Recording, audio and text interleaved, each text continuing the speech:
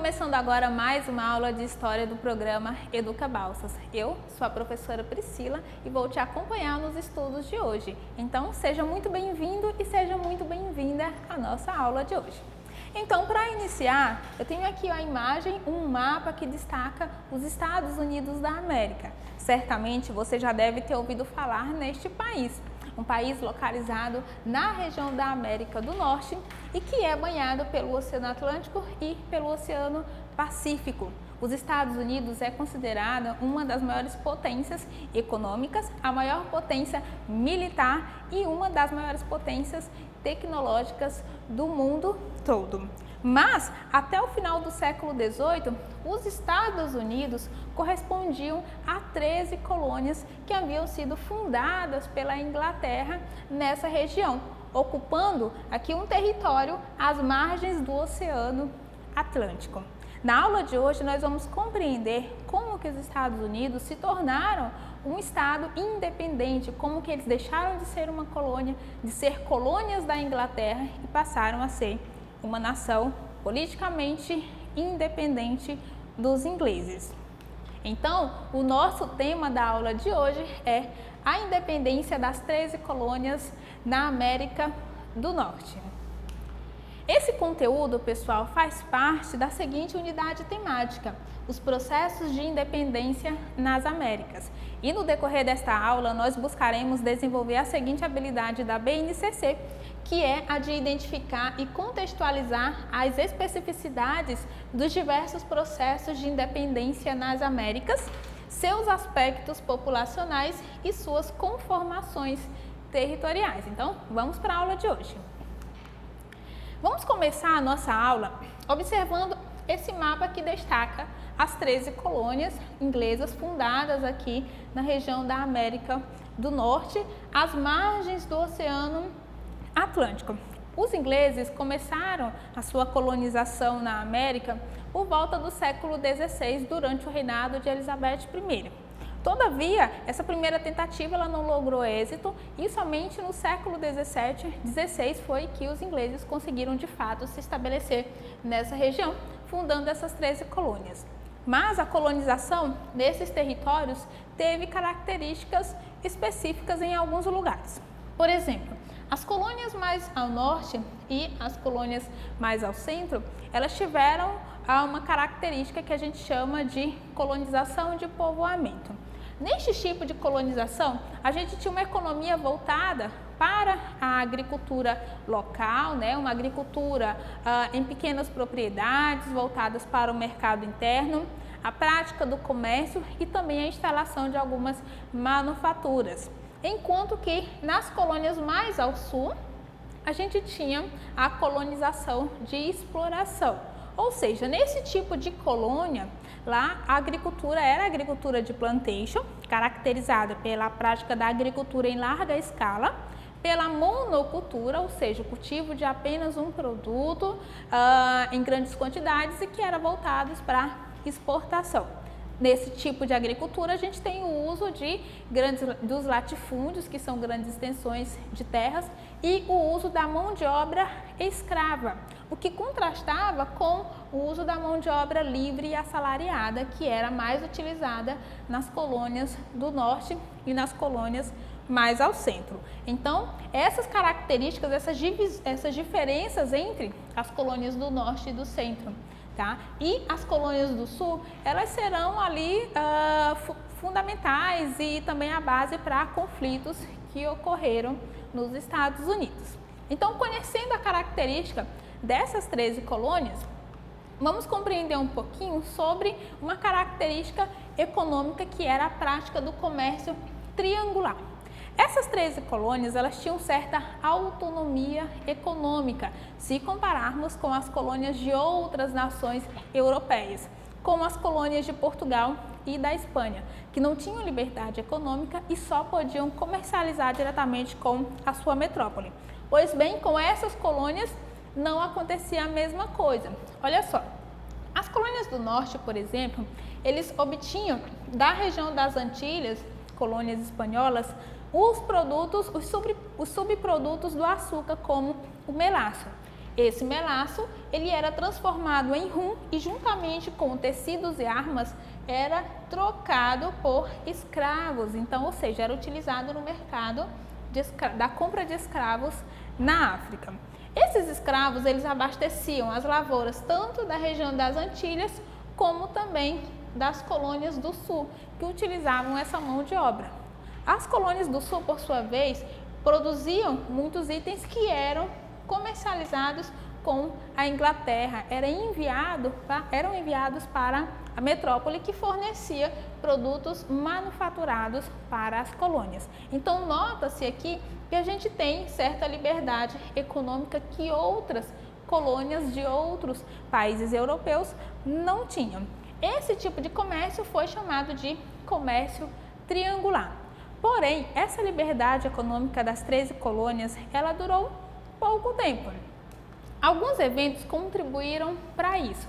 Esses eventos foram ali crises econômicas pelas quais a Inglaterra começou a passar, devido principalmente ao envolvimento em alguns conflitos que o país acabou ali entrando. Um desses conflitos mais significativos foi a chamada Guerra dos 7 Anos, que foi um conflito ali entre Inglaterra e França pela posse de alguns territórios, tanto na África, na Ásia, quanto na América.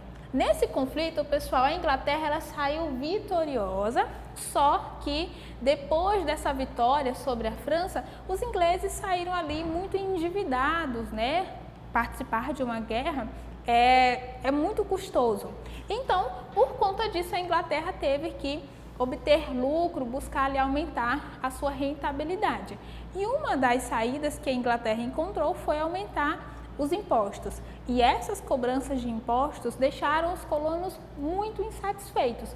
Isso é considerada um dos principais motivos pelos quais eles iniciaram a guerra pela independência. Então, vamos lá, pessoal. Então, essa cobrança dos impostos são consideradas uma das causas para a guerra de independência. Vamos conhecer um pouquinho sobre cada um desses impostos. Aqui eu destaquei para vocês alguns deles. O primeiro foi a chamada Lei do Açúcar, certo? Esse imposto, ele implicava na aplicação de taxas sobre o açúcar e sobre os produtos derivados do açúcar, como o melaço. Além do açúcar, também outros itens foram taxados, como o vinho, por exemplo. Outro imposto criado foi o da Lei do Selo. Essa Lei do Selo consistia ali no imposto sobre todo o material impresso que circulava dentro da colônia. Que materiais impressos eram esses? Eram materiais como jornais, revistas, livros, documentos oficiais, cartas, entre outros. Esses materiais só poderiam circular se tivessem um selo da metrópole, um selo inglês. E esse selo ele era comprado. Outro imposto foi o denominado Lei do Chá. Esse imposto ele concedia o monopólio da venda, da comercialização do chá para a Companhia das Índias Orientais, aumentando assim o preço do produto e a arrecadação de imposto sobre a comercialização do chá. Esse imposto, pessoal, resultou ali em uma manifestação, em um protesto por parte dos colonos. Esse protesto ficou conhecido como a Festa do Chá de Boston e ele consistiu na invasão de navios carregados de chá que estavam aportados lá no porto de Boston, e os colonos fantasiados de índio teriam jogado todo o carregamento desse chá no mar, né, estragando todo aquele produto. Essa foi a manifestação dos colonos. Em resposta a essa manifestação, a metrópole inglesa, ela lançou outros impostos que ficaram conhecidos como leis intoleráveis, que foram medidas que desagradaram muito os colonos das 13 colônias. Entre essas medidas ficou determinada ali a ocupação militar da colônia de Massachusetts, além de que eles decidiram pelo fechamento do porto de Boston até que os colonos pagassem todo o prejuízo pelo desperdício do chá. Então, olha só, gente, depois dessas leis intoleráveis, os colonos, muito insatisfeitos, se reuniram no que ficou conhecido como o primeiro Congresso Continental da Filadélfia. Isso aconteceu em 1774. O que eles queriam nessa reunião, né, os representantes de cada uma dessas colônias? Bom, eles queriam pedir ali o fim dessas medidas, o fim desses impostos, dessas leis intoleráveis, principalmente. Só que a metrópole inglesa não deu muita atenção e não atendeu ao pedido dos colonos. E então, em 1776, eles se reuniram em um outro momento, no que ficou conhecido como o Segundo Congresso Continental da Filadélfia, e nessa reunião eles decidiram pela independência das 13 colônias. Foi nessa reunião, no Segundo Congresso Continental da Filadélfia, que eles aprovaram a Declaração de Independência e fundaram então os Estados Unidos da América. Ou seja, foi nessa segunda reunião que de fato eles decidiram romper laços políticos e econômicos, principalmente políticos, com a metrópole inglesa.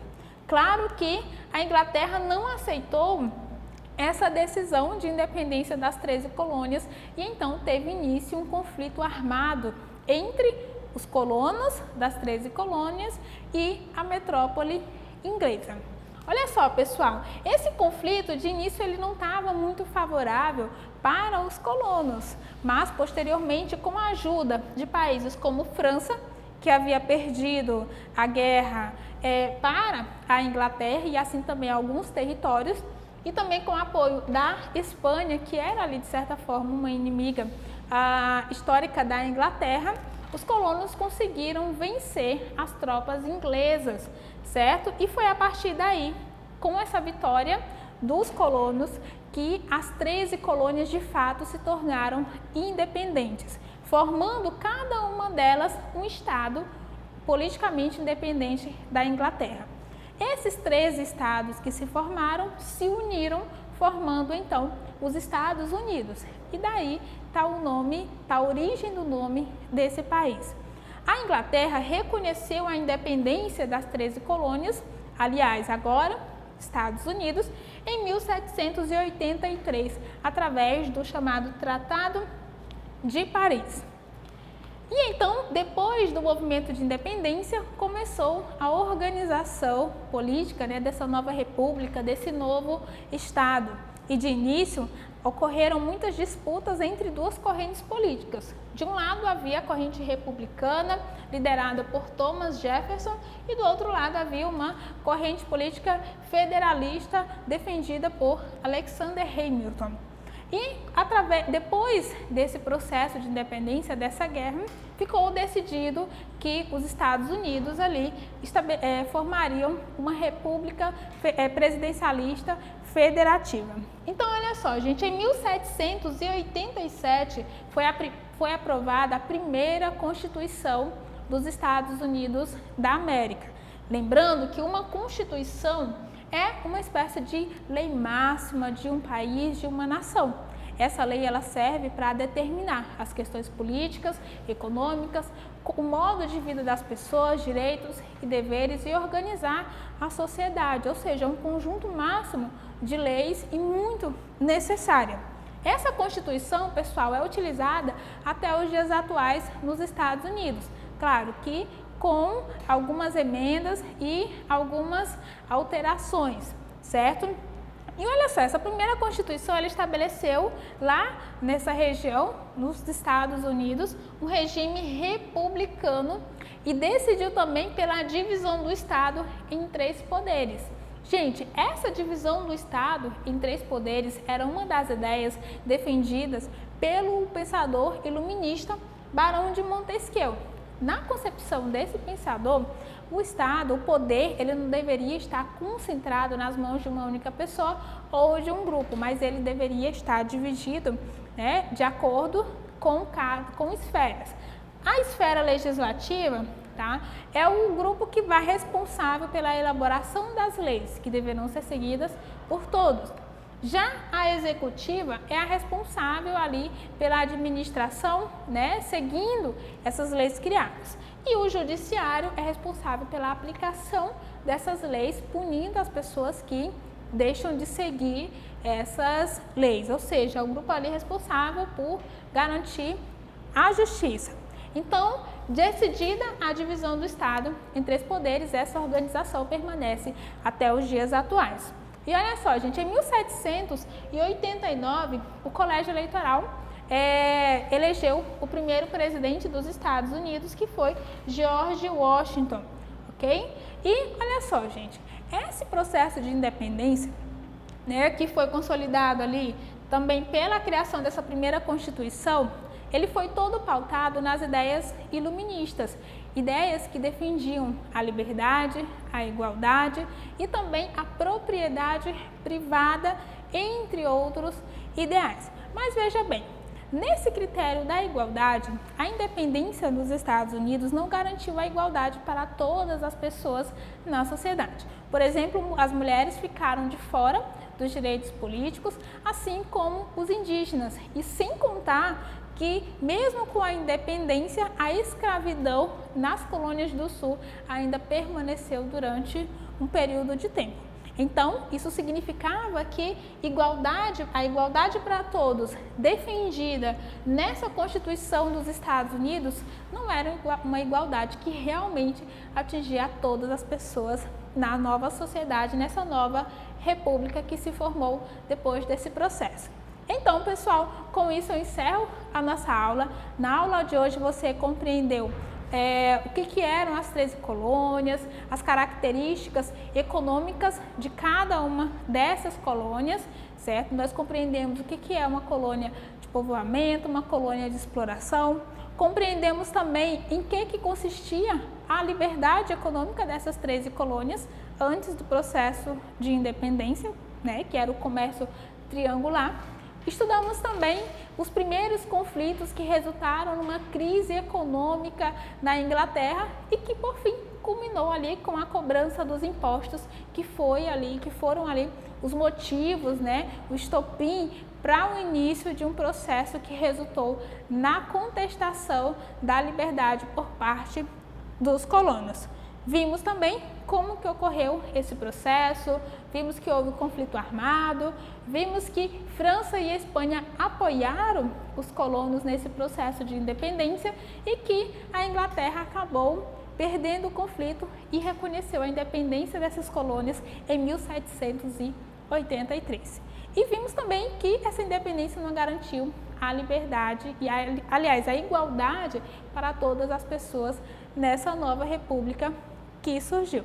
E então, pessoal, era isso. Na aula de hoje nós compreendemos como que os Estados Unidos se tornaram ali politicamente independentes da Inglaterra, que foi o país que colonizou aquela região.